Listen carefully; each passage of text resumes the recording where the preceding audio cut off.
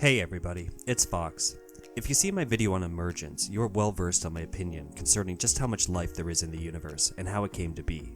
I'm on record stating that our Petri dish doth overflowith. Today I want to talk about the evidence for life right here in our own cosmological backyard. I'm going to touch on many of the places in our very own solar system that could legitimately harbor life. Here's a hint, our Petri dish doth overflowith. But before I dive into this, I want to thank everyone who has subscribed and encourage you to if you haven't already. I have a few projects on the go, but this channel is by far my favorite. I get to talk about all kinds of out of this world stuff and argue for wonder, and the people I am meeting doing this project are just awesome. Speaking of people who are just awesome, I want to take a moment and call out the Undead Gaucho. He's been a great supporter of my early work, and I want to recommend him to my subscribership. If you haven't heard of him, you can subscribe to his channel via a link in the description in this video. He's a big fan of the phenomenon, UFOs, and has a killer presence that I am sure you will enjoy. Be sure to check him out. Moving on. You probably heard about the recent evidence that was discovered supporting the notion that life exists on Venus. If you have an internet connection and vaguely follow this stuff, I guarantee you've seen this news. It led me to dig in and take an inventory of what other places in our solar system life could potentially exist, and, as I suspected, there are numerous opportunities for life to take hold here. Let's start with Saturn's moon, Enceladus. It was discovered way back on August 28, 1789, and is the sixth largest moon of the gas giant's suspected 82 moons. It's known that salt water is in abundance on this moon in a massive subsurface ocean that produces carbon-bearing molecules, like methane. The primary way methane is created is through the breaking down of organic matter, life. That's how the majority of methane is created on Earth.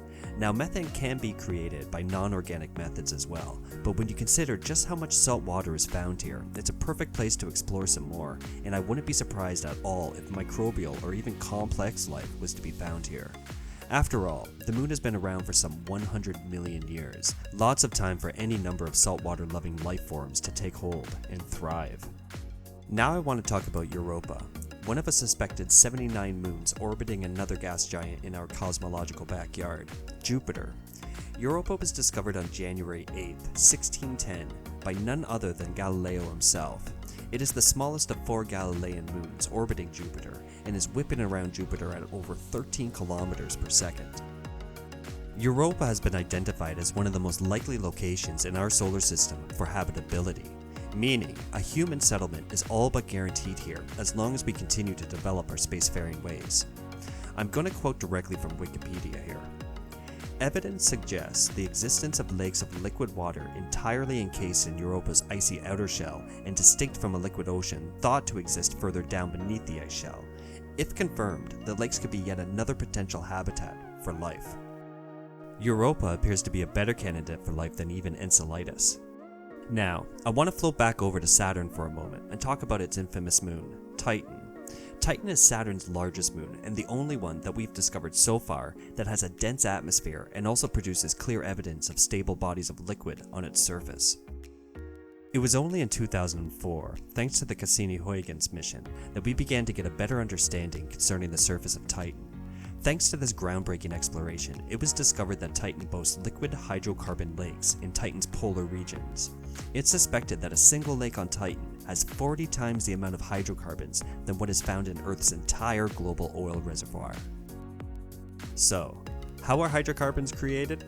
Hydrocarbons are the most basic organic compound known to man.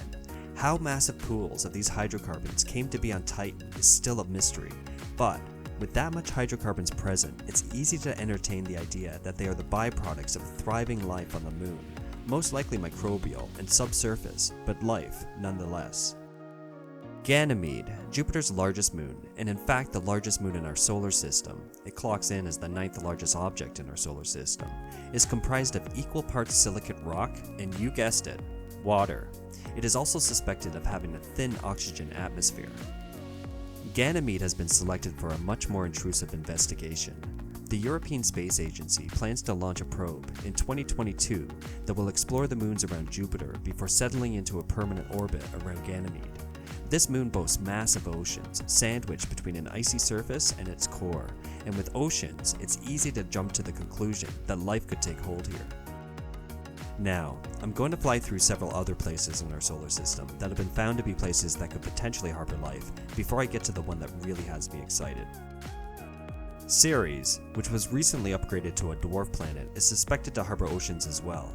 It's suspected that 25% of its surface is ocean, frozen, but beneath that icy layer could be a thriving ecosystem. Callisto, Jupiter's second largest moon, has a significant ocean component to it as well, and even has a thin atmosphere comprised of carbon dioxide, hydrogen, and even oxygen, making it a perfect candidate for life to evolve. Triton is one of Neptune's 13 known moons. Although it is extremely far from our Sun, it is heated from its core due to gravitational effects caused by its proximity to Neptune. And again, we suspect that under its surface are vast oceans of liquid water. Mimas, another moon of Saturn, is suspected of having vast oceans as well, some 25 to 30 kilometers below its surface. Even Pluto, the little planet that could. Yes, I am in the Pluto is a planet camp, call me old-fashioned, but there is evidence that circumstances on the little guy could bring about life. Mars. The recent discovery of 3 legs of liquid water on Mars has the internet all abuzz, particularly due to the fact that this is a back-to-back discovery with new revelations concerning Venus. I actually had started writing this script prior to the Mars revelations. When I was a child, the only life that was talked about on Mars were, well, Martians, and that idea was always followed up by a chuckle.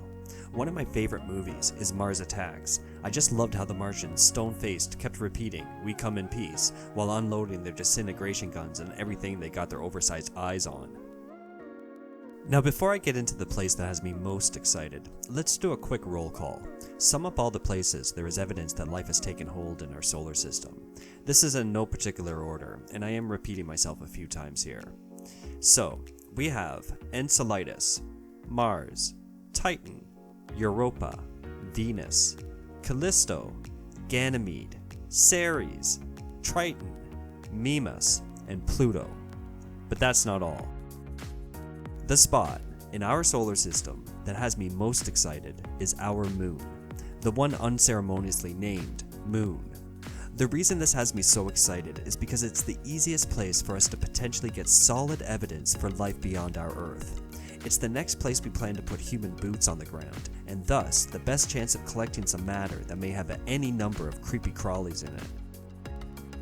The only thing stopping us from declaring that life exists outside our Earth is hard evidence. We need to get a human eyeball looking at something squirming for us to declare this, and that day may be much closer than many think. Very recently, Harvard scientists have speculated that, you guessed it, water, massive pools of it, may be under our moon's surface. Their thought process goes as such.